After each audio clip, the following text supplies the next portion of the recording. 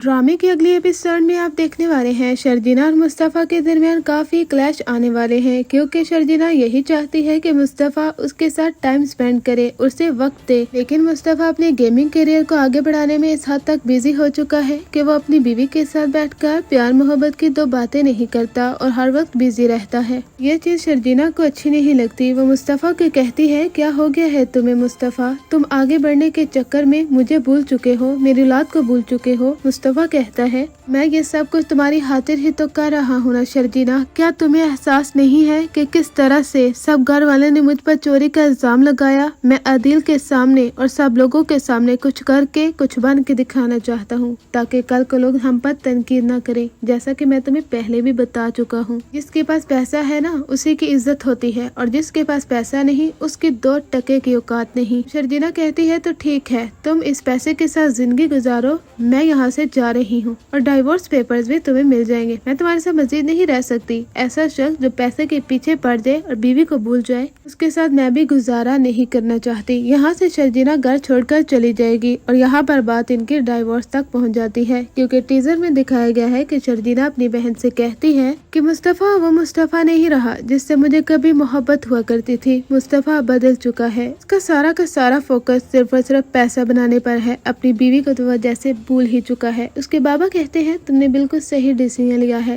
जो तुम मुस्तफ़ा के घर को छोड़कर यहाँ पर आ चुकी हो शर्जीना। अभी भी देर नहीं हुई, तुम उससे डाइवोर्स ले सकती हो। हमें तो ये फैसला पहले ही सोच समझ कर लेना चाहिए था। जब बड़े भाई ने छोड़ा था तो छोटे भाई के साथ शादी करने का जवाब ही नहीं पैदा होता था। शर्जीना कहती है कि बाबा शायद ये मेरी ही गलती थी कि मैंने मुस्तफ़ा का इंतखाब अपने लिए किया है। आज मुझे मालूम हो गया है कि मुस्तफ़ा की सोच और मेरी सोच में जमीन आसमान का फर्क है, हमारा रिश्ता आगे नहीं बढ़ सकता। इधर रुबाब को आदिल और नताशा के बारे में मालूम हो जाता है। वो काफी रोती चिढ़ती चिल्लाती है। वो कहती है कि डैड वो मेरी कंपनी को नुकसान पहुंचा रहा है और दूसरी जानब किसी और लड़की के साथ फेर चला रहा है, और वो लड़की कौन, मेरी बचपन की दोस्त। मैं उन दोनों को जिंदा नहीं छोड़ूंगी। उसके डैड कहते हैं कि तुम्हें सब कुछ ध्यान से करना होगा। जानती हो ना तुम आदिल को, कि किस तरह से वो तुम्हारे पीछे उस लड़की के साथ घूमता फिरता रहा, मरी में वो घूमते रहे और तुम्हें कानों कान खबर न हुई। दूसरी जानब वो तुम्हारी कंपनी को नुकसान पहुंचाना चाहता था और तुमने उससे मोहब्बत की शादी की थी। क्या वो ये सब को डिजर्व करता था? मैं तो तुम्हें पहले ही कहता था कि वो लड़का एक लालची है, उसकी नजर तुम्हारी दौलत पर है, लेकिन तुमने मेरा एक कहना ना माना। रुबाब कहती है कि डैड आप फिक्र मत करें, मैं अब उसके साथ ऐसा करूंगी कि वो सारी जिंदगी याद रखेगा। उस जैसे घटिया शख्स को मैं छोड़ूंगी नहीं। ने मुझे नुकसान पहुंचाया है, रुबाब को नुकसान पहुंचाया है उसने। रुबाब को कोई धोखा दे